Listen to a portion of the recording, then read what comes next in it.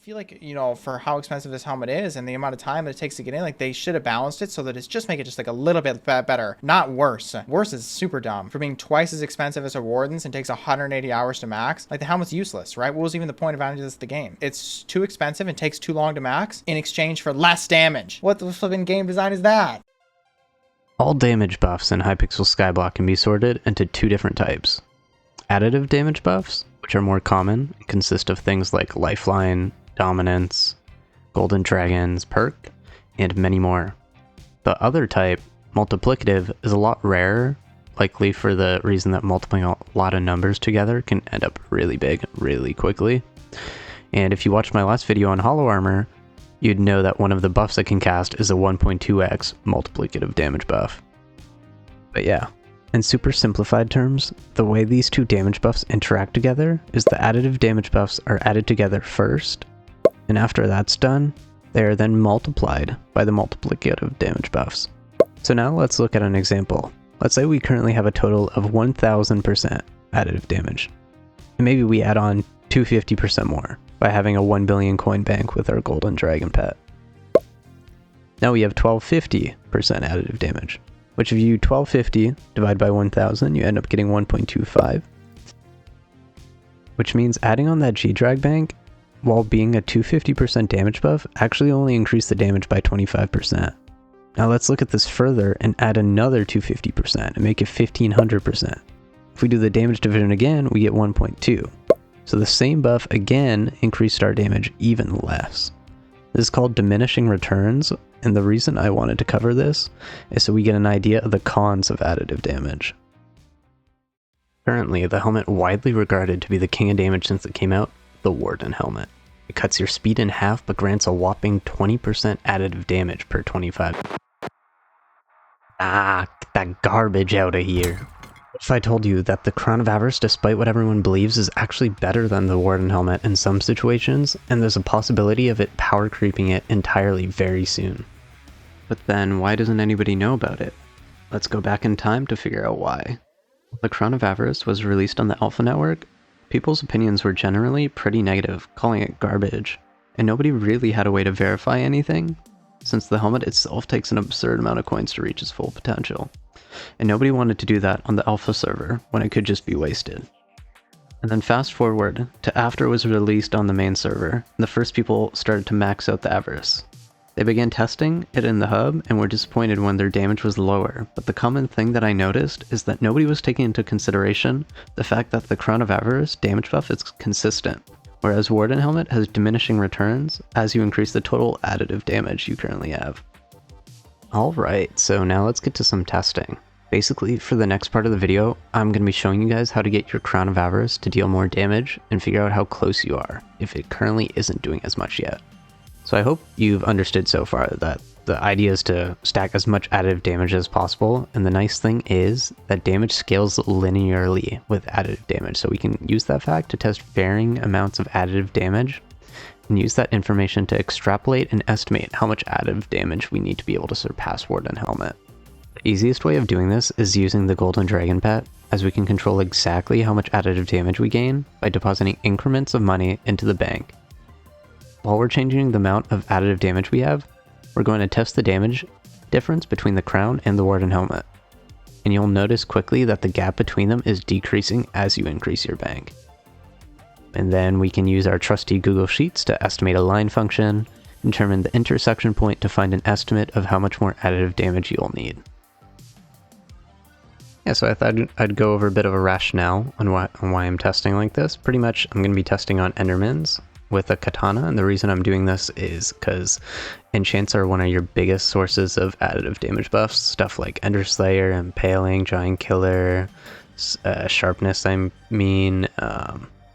stuff like that pretty much.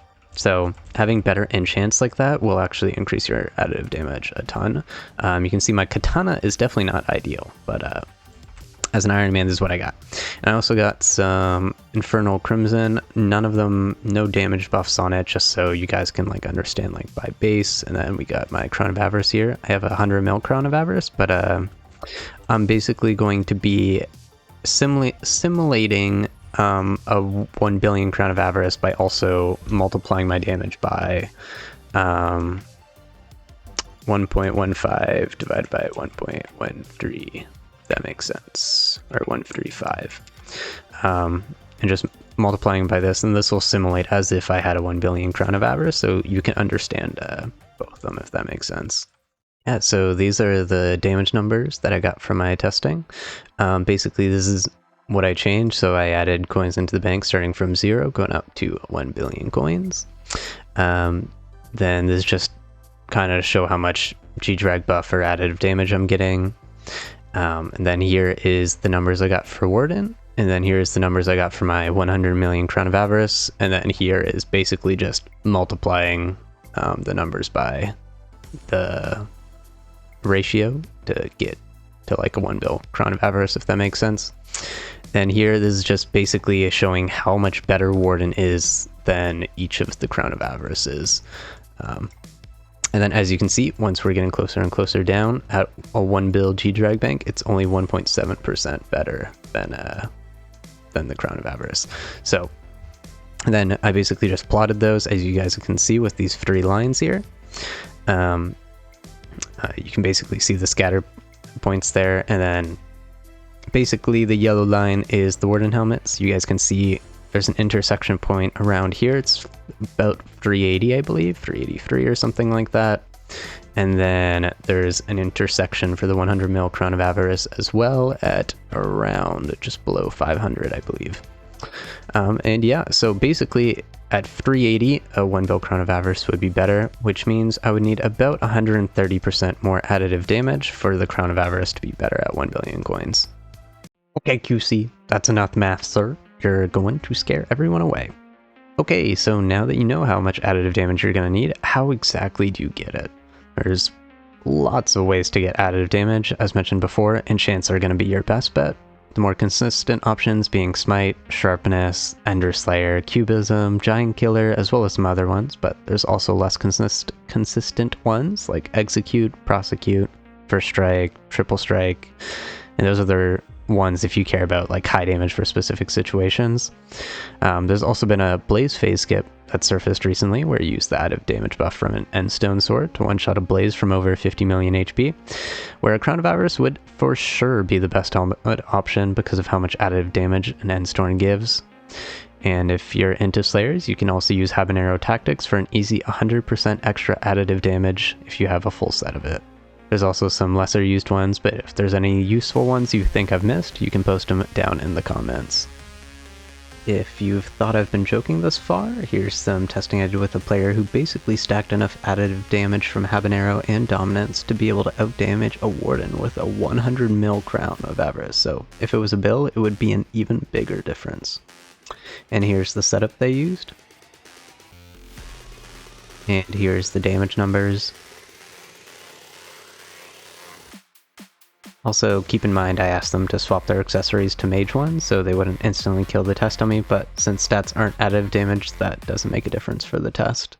And yeah, that's pretty much all I had to say about the Avarice. It's likely when the forging update comes out, there's going to be a lot of new additive damage bonuses with the attribute update, so it definitely could spring the Avarice into the meta, but unless you're stat maxing, it's likely not worth it right now. I also recently started streaming most days at around 9 PM EST on my Twitch, so if you want to come hang out or ask questions on my journey to Bill Avarice or some other Iron Man grinds I'm doing, I would appreciate it a lot. But you can also join my Discord to get notified when I go live or post a new video. Thanks for watching.